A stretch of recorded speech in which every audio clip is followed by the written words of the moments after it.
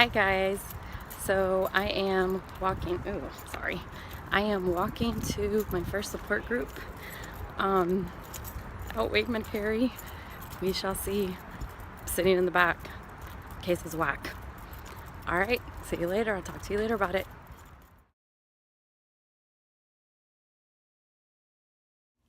Hi YouTube, it's Fran Sleeved. Thanks for coming back, or if this is your first time watching, thanks for coming on over. It has been a crazy 4 weeks since my last video. In my last video, I talked a lot about regretting and I was feeling really down. Well, I'm happy to say that Fran Sleeved feels like she's back. I am feeling so much better.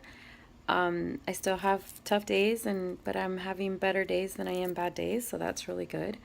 I'm starting to realize that this journey is a complete and total, excuse the language, mind fuck, but it is what it is, and I'm just learning to roll with the punches. So let me give you some stats, and then I've got a ton of stuff to talk about. I'll try to keep it short and sweet, but here we go.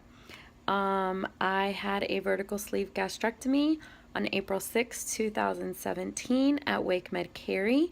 My surgeon was Dr. Bruce with bariatric specialist of North Carolina.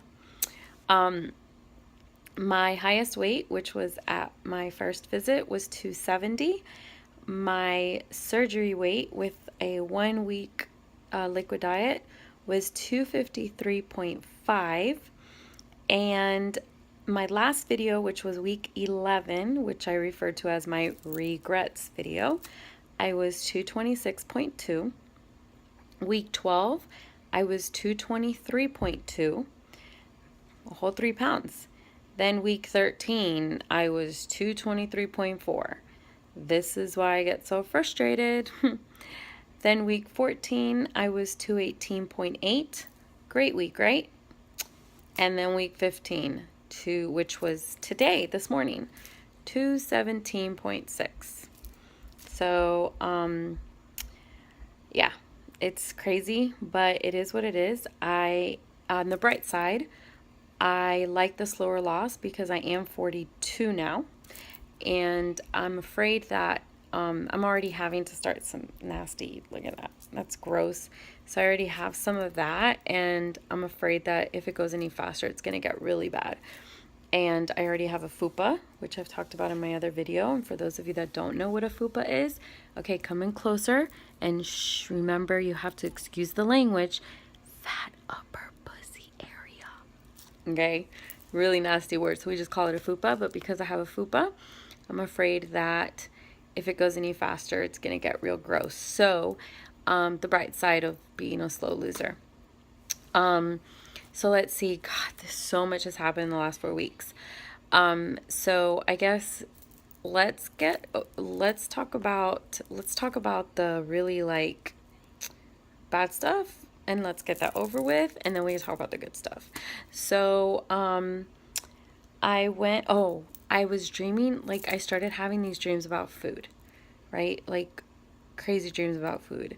I had this one dream where all I wanted was Chick-fil-A. So I had woken up in the morning and gone to Chick-fil-A, and I don't remember the rest of the dream, but I had like grease all over my face, and I remember looking in the mirror in my dream, and just it was everywhere, and I didn't clean it off. And then I teach, but in my dream, I was going to school and all my colleagues were there, but I didn't have a classroom. It was more like a semicircle of offices, and our principal had gotten us lunch, and he told us to check and we could pick whatever we wanted. And then when I went to each table, they didn't have protein, and the like healthy tables had just salad. It was really bizarre. So I decided that I really only needed protein. So then I couldn't find anything to eat. So I went to the snack machine instead of just getting salad and got animal crackers and a Sunkist, which I haven't done since I lived in Miami and was 20 something. I think I had that was like my go-to after I had my first daughter. maybe I was like 23, 24, and I would go to the snack machine and get a Sunkist and a animal crackers. It was crazy. And I was like, I couldn't shove them in my mouth fast enough. And then one of my colleagues asked me a question. She's like, why are you eating that? I was like, oh, they didn't have anything. Meanwhile, I had passed all of these places with salad. But anyway, so I woke up and I was like, okay, I need some serious help. I think it's time to go to the support groups. So I'll talk about that in a second. So I guess that was kind of low. Woke up freaked out about the fact that now I'm dreaming about food. This is great, right? Then I've been feeling so frustrated because pre-surgery, my life revolved around food. Food was my best friend. And so one of the reasons why I had surgery is because I got sick and tired of yo-yoing up and down. And I got sick and tired of my life revolving around food. Well, here we are post-surgery. Sorry, I paused you for a second, so I don't know if I'm in the same position or different. And so then here we are post-surgery, and now because all I do is plan, prep, eat, plan, prep, eat, plan, prep. Oh, no, wait. Plan, prep, cook, eat, plan, prep, cook, eat. My life revolves around food again. So I'm learning to trust the process and enjoy the process. With that being said, thank you to all your comments. I really do appreciate them, and the motivation and just trying to be so uplifting, and I really do appreciate all of that. I'm sorry the kids are bothering me at 11:30 at night. Pretend I'm sleeping, right?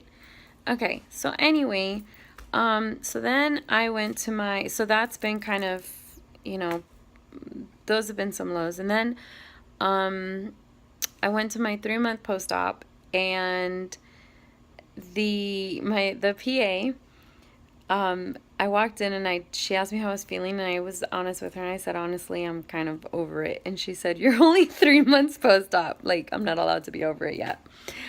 And I said, well, that's how I'm feeling. It's kind of sucks right now. And she suggested that I talk to somebody. I was like, okay. And then she told me, and then nobody's ever asked me my goal weight. My goal weight is 150, but nobody's ever said, hey, Francie, what's your goal weight? So I decided to share it that day. And I said, hey, Sarah, my goal weight is nobody's ever asked me what my goal weight is. And so she said, well, what's your goal weight? And I said 150, and she went, and I was like, really? Really? Like, I come in here and I tell you that I'm so over it, and then you shit on my goal weight. And she said, if that's your goal weight, I need you at the gym 4 to 5 times a week doing interval training. So, ask me how many times I've gone to the gym. Come on, ask me since that post-op appointment. 1 time I've gone. 1 time. So, another low, I really need to get my fat ass in the gym.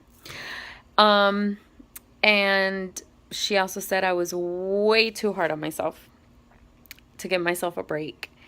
And I think that was the eye-opening moment that I need to enjoy this process and trust the process and stop messing with my mind even more than it already is, because that part is crazy. Okay, so the good stuff. So, when I went and saw the nutritionist, as well. She told me that I am a poster child, or I am the ideal bariatrics patient.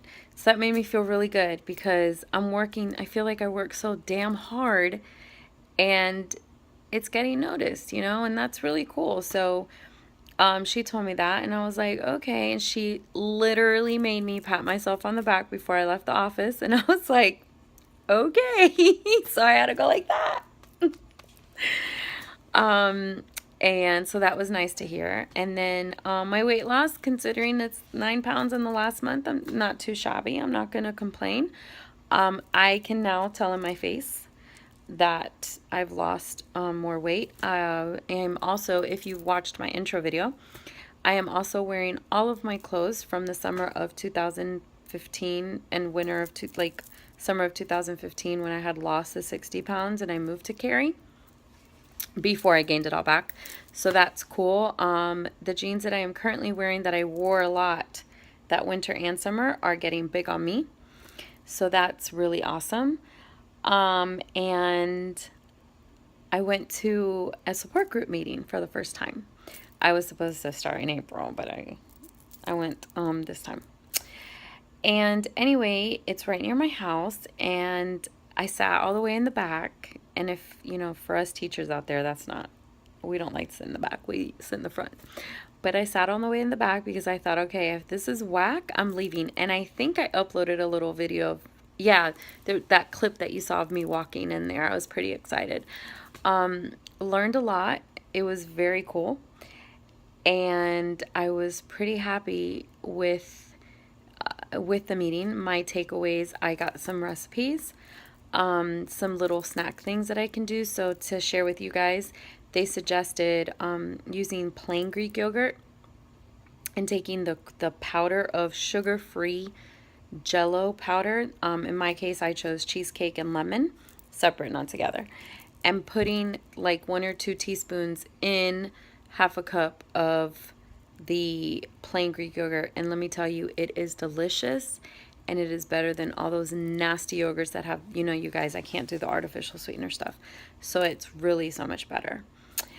And then finally, like the big news. Okay, so this is PG-13, might even be rated R. So after surgery, okay, so let's talk for a second about my former self, pre-surgery. 10 years ago when I had my 10-year-old daughter, since I had her, my sex drive has been like non-existent. At the beginning of 10 years ago when I first had her, like we were having more sex, but then as time went on, we were having less and less. Where it got, I think in the last 5 years, it was probably once a month. Well, in the last 2 years since we've moved to Cary, it had gone from once a month to once every 2 months. And I think we might have made it to once every 3 months, like twice. We probably had sex twice in the last 6 months right before surgery. I'm a chicken. I'm a complete chicken shit. So after surgery, I didn't want to have sex because I was scared. Well, about 2 months ago, I guess.